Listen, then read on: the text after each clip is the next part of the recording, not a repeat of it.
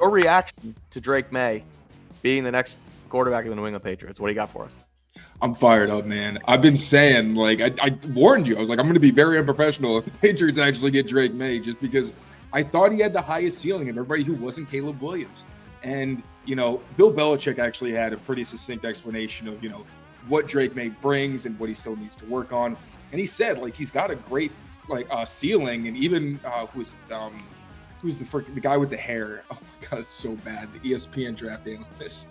Oh, Mel Kiper. Yeah. Mel Kiper. Geez, I was going to say Merrill Hodge for some reason. But yeah, Mel Kiper, he isn't really a fan of Maye, but even he was like, yeah, he's got Hall of Fame potential when he starts in like next year, 3 years, 4 years, and got kind of crazy about it.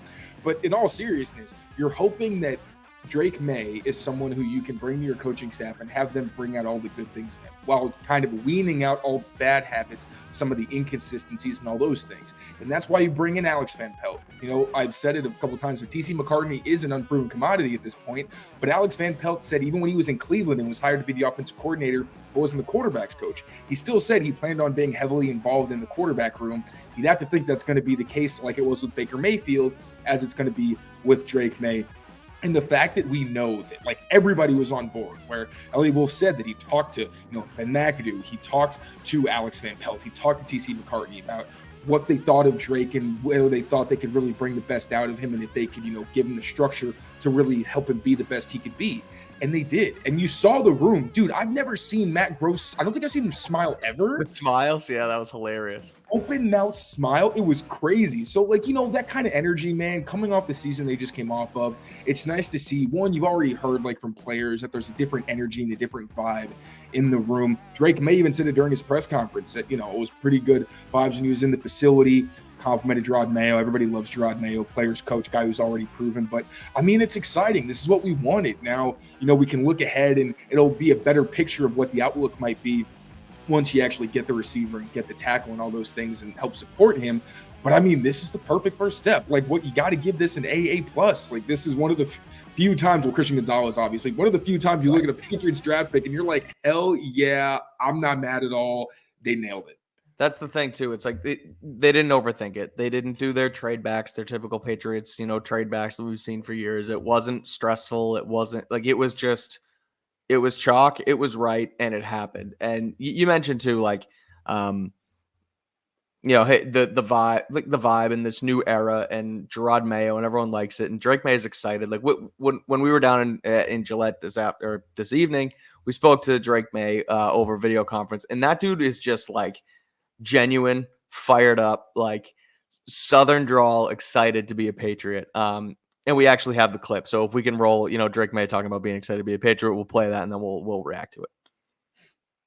One of the best nights of my life, and can't wait to get up there and get started and get to work. Oh, watching your film, man, one of the things that stood out was your ability to attack the entire field, inside and outside. So I'm curious, say it's 4th and 7 with the game on the line, whether it's a concept or a route, what would you say is your bread and butter play that you feel really comfortable with? Yeah, no doubt. I think throwing up something over across the middle. I think, I got to see it well. I'm big 6'5" dude back there where it's a seam shot, big dig, in the corner routes, corner post, anything across the middle of the field. I feel like, I'm can make a throw, make all the throws, and I'm excited to, if it's not there, I can go make a play for myself. So I think that's the most looking forward to it and helping kind of expand that game into the NFL. That was awesome. I had that question queued up for a week. I was ready. I was gonna say, so while that actually we had another clip, it's fine, but about him being excited, that was still the super excited, ecstatic Drake Maye you want. And I even think about too, I wrote about it earlier for the website where Alex Van Pelt's new offense, I asked him too, what do you like about it? And he just has this rambling on, and he finally gets to the end. He's just and I'm just super excited for Pats Nation. And he said it every time. I was like, this guy just wants to be a Patriot. And look, I tweeted that, he wants to be a Patriot. And a couple people were like, well, he just wants the money and he's just the number 3 pick. And it's wherever he is. And I get that. Of course, the guy would be excited wherever he goes. But there was a genuineness to him today. So it was awesome. I think it's, like you said, it's an A+ for what they had to do, what they did today, because they stuck, they picked, they made it happen. And I think I guess their plan for May, where Gerard Mayo said it, that he's not automatically the starting quarterback. And Drake Maye understands that he's not automatically starting quarterback. They have Jacoby Brissett in the room. They have Alex Van Pelt ready. We've talked about it 3 or 4 times here, No Taylor, and we talk about the footwork, and that's the kind of thing that he has to, get himself set up with. But if it's going to be a place, right, it's going to be Alex Van Pelt, his system, the footwork guru. And I keep calling him the footwork guru. He's not the footwork guru, but his system relies so heavily on it that it's naturally going to, you hope, come to him, through practice, through learning the system. It's, and Van Pelt's one of the few coaches who can actually fine tune that during the season, because most offensive coordinators, they're talking about scheme, they're talking about matchups. You go through all the drills before practice and all those things, but everybody does that. There's not a whole lot of, there's like a hitch here, or no, you need to be, your foot's here. That doesn't happen very often because, one, there's just so many other things going on, but also a lot of times offensive coordinators aren't really trained in that area. Even like some quarterbacks coaches in the NFL level aren't really super fine-tuned to the footwork. And then you get a guy where it's like, no, this is a system that, his mentor learned literally from Bill Walsh, like the OG when it comes to this West Coast footwork. So literally, I was talking about it for weeks, that if you want Drake Maye to go somewhere where that footwork is going to be more disciplined. I was watching Jacoby Brissett tape actually last night just to get an idea. And you can see with Jacoby, every time he throws, it's from that wide base and it's consistent. And, even if Drake does want to be a little more narrow, kind of like a Lamar Jackson, where it will affect his accuracy, but at the end of the day, you want guys to do what they're most comfortable with. Because if it's wide and then he doesn't feel right and then that throws other stuff off, you're just going to exacerbate problems. But whatever it is, Van Pelt is going to be like, hey, if this is, what you feel comfortable with, we're going to do it as close to the way I want it done, but we're going to make sure it's consistent. RG3 said it. That's the whole thing that kind of threw him off. And again, it's exciting because I feel like he's gone to a place, even though everyone makes the Patriots out to be some kind of black hole for a rookie quarterback, they've got a lot of pros surrounding him. I think they've got really good leadership as well. And the coaching staff, again, TC McCartney, we're not really sure yet, but I really do think he's got a good supporting cast right now. So in the meantime, we have Amit queuing up some more footage from Drake Maye's press conference. But before we get to that, and before we dive into what's next, because we still have day 2 and day 3 of this thing, and we're going to get into all of it. Brandon Ayuk trade, the cast around him, what they need to do, pick 68 moving forward. I was curious if you, and I had to bounce from the first Draft Central, but if you saw the report that the Patriots called the Chargers on Justin Herbert's availability. Did you see this? No, I didn't. So this came from Adam Schefter. This came from ESPN. Adam Schefter said that the Patriots and I believe the Vikings were among teams who called the Chargers this past week on the availability of quarterback Justin Herbert. Now, they were shut down immediately, and they were told that he's not for sale. But I guess now that I see it and you don't know it, what's your instant reaction to hearing something like that? That's wild. But I mean, Justin Herbert is a better player. I love 100%. Drake Maye, but when you talk about, like, we keep comparing him to like Josh Allen and Justin Herbert, but there's always that caveat of like, yeah, but he's like a tier lower, where Herbert and Allen, like, Drake Maye's a freak, but those dudes are aliens. Like, they're not of this world where like their arm strength is like top tier. You don't see that kind of thing. Herbert, especially with his mechanics and the way he is in the pocket. I remember studying him last year, and I'm like, it's crazy how many times he made up for his lack of protection, where he's getting the ball out a split second before guys are going to hit him. So, like, I mean, I don't think it's any kind of slight against Drake Maye. Drake Maye is not even close to being a Justin Herbert or a Josh Allen right now. He's got the talent to be kind of in that caliber of player where he's just so dangerous, and someone where if he's playing at the top of his game, there's not a whole lot you can do to stop it. But I mean, that's fascinating. Yeah. I don't even know what you'd even have to give up to get Justin Herbert. That sounds like multiple first round picks. So I don't know. I wonder if it was like, I wonder if it's like, hey, what's Jim Harbaugh's affinity for JJ McCarthy? Is it real? Can we trade you 3?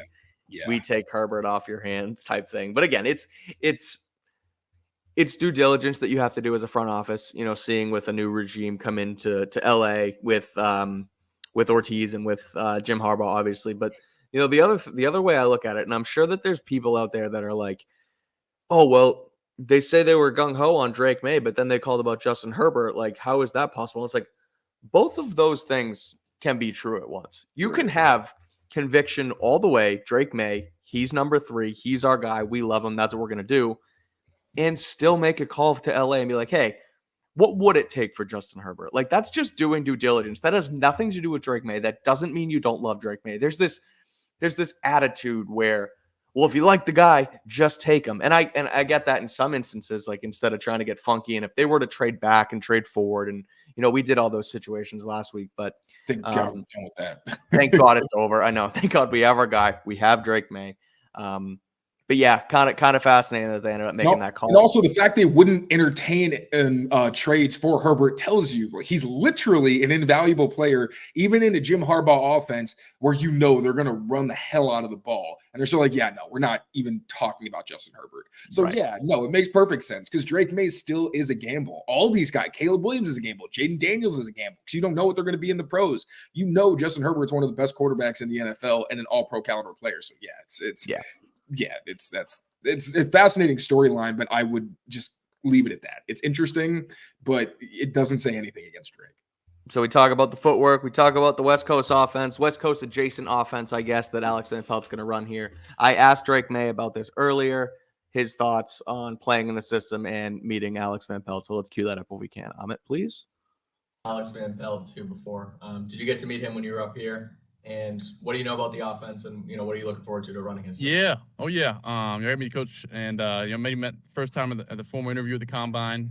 He was asking some questions, and then went up there for the third visit and went through some of the film, outside zone scheme, and they like to throw it around. He was showing some clips and play action stuff with Rodgers back in the day in Green Bay. So I'm looking forward to being in that offense. I know they had a lot of success in the past, and just look forward to kind of finding my way to best contribute to the Pats Nation. Aaron Rodgers, huh? He just loves it. He just loves being a Patriot. And the best thing about that Van Pelt offense, like we always talk about, when you think of West Coast, most people think of like slants and the underneath stuff where it's like, the pass is the extension of the run.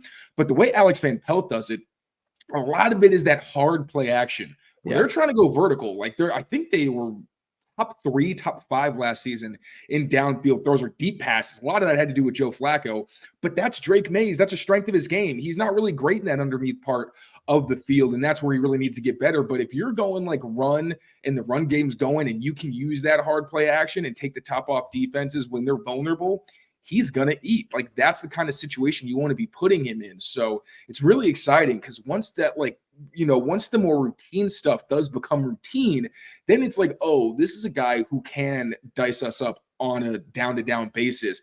And if we decide we want to get aggressive or we're sleeping out there, he's going to exploit us downfield. Like when I asked him, what would your play be if you could just, it's a game winner or whatever? He's like, I want to throw over the middle, which you love to hear because not a lot of quarterbacks do that. It shows his anticipation, the ability to read the defense. He's also like, yeah, but I'll hit the corner too. Like I'll throw outside. And it's just – I keep saying it's exciting. I feel like I'm a broken record, but like this is what we wanted this whole time. And just the talent in that offense and knowing that Van Pelt is going to put him in positions to use his arm and use his deep accuracy it's going to be fun to watch. I'm excited for fans. So what are the downsides then? Let's be negative for a second. Yeah. And obviously it's no fun and we're excited and I'm excited and there are negatives. And I ultimately think that this is going to be the right pick, but how does this go wrong in your opinion? Like what has to go wrong in order for Drake Maye to ultimately be a bust here? I mean, he doesn't get the coaching he needs. And if anything, like his bad habits get exacerbated where it's like the over-aggressiveness never gets reeled in. And he just actually becomes Josh Allen where he's making boneheaded decisions on a consistent basis. Josh Allen. Like, dude, but evil Josh Allen. Yeah. Even if it is kind of like Allen where it happens so much that it does put your team in a hole because Josh Allen's great, but you've also seen plenty of times where he's lost his team the game because of his poor decision-making. So it's if his accuracy never really gets good enough to where like he's not sailing passes because, it's one thing to miss high on like a corner route where it's not even, no one has a chance at it. But there's also times like the South Carolina or the NC State game where he threw a crossing route that was high and behind. The receiver tried to get it. It bounced off his hands. I think it was Tez Walker or somebody. And then he got picked off. Where like when you're throwing over the middle, that inaccuracy is a lot more dangerous. Or even when he's throwing a lot of out routes, the short out routes, he tends to throw in the dirt.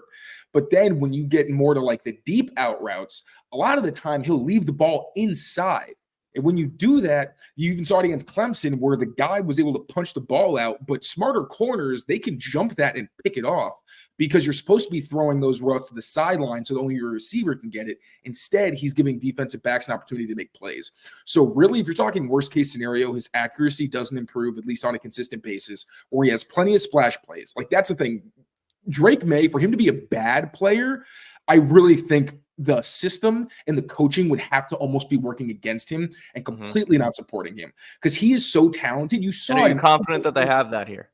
I am. I absolutely. Okay. They have professional. Like, I mean, it sounds. I feel like as a fan, it sounds like something you kind of just say, where we have NFL receivers, but no, like Hunter Henry and Kendrick Bourne and even KJ Osborne have proven that they are solid players at the very least. Like Hunter Henry's a great red zone guy, great security blanket, really good, especially for a young quarterback who goes over the middle. Kendrick Bourne might not be as explosive, but he's savvy. Like we know Kendrick Bourne knows how to get open. He's also got a great catch radius. And assuming he has some of that explosiveness still, he's good after the catch. We don't even talk about Pop Douglas. Think about it. His best receiver in college was Josh Downs. And when we did this whole process last year, talking about receivers, it was Zay Flowers as first round Zay Flowers, Josh Downs as day 2 Zay Flowers, and then DeMario Douglas as day 3 Zay Flowers. Right. And DeMario showed plenty of times last year. He can get open downfield. He can separate. Guys just weren't. This was not a downfield passing game last season. There were so many opportunities that weren't taken advantage of. So I know we're supposed to be talking about the bad, but it's all good. I mean, I do think they have enough players. Excited. It shows that getting that alpha will be the thing that puts them over the top. And that's when I think this receiving, like Brandon Ayuk, Kendrick Bourne, and DeMario Douglas, that's a damn good offense. And then if you get Hunter Henry, Austin Hooper's fine. He's solid. But then you get maybe like an explosive tight end as well. You've already got Ramondre, who I think is still an extension candidate. Antonio Gibson, who's explosive and a good receiver who can also contribute downfield. Maybe you get another running back who's explosive as well. Like you get 3 young guys who can also kind of mix in and be some explosive presence. And I think they're probably going to double dip a receiver. This is an offense that looks a lot different. And I think the offensive line, as long as Chuks Okorafor can do on the left side what he did on the right, I think he's solid. Like Donovan Smith helped the Chiefs went to the Super Bowl with Donovan Smith. Right. You can get away with like solid tackle play. And we've already seen that Drake Maye can compensate for bad protection. Now, at the same time, he's young and you want him to get enough structure where he's not constantly thinking like the left side of my line is going to collapse. But I think Chuks is one of the better like mid-tier offensive tackles when it comes to pass protection. He just isn't very well rounded because he's not a great run blocker. But I mean, a left tackle, there's worse things. Testing my skills on Prize Picks this season is the most exciting way to play daily fantasy sports. If you have the skills, you can turn $10 into $1,000 with just a few taps. Use the code CLNS for the first deposit match up to $100. Pick more, pick less. It's that easy.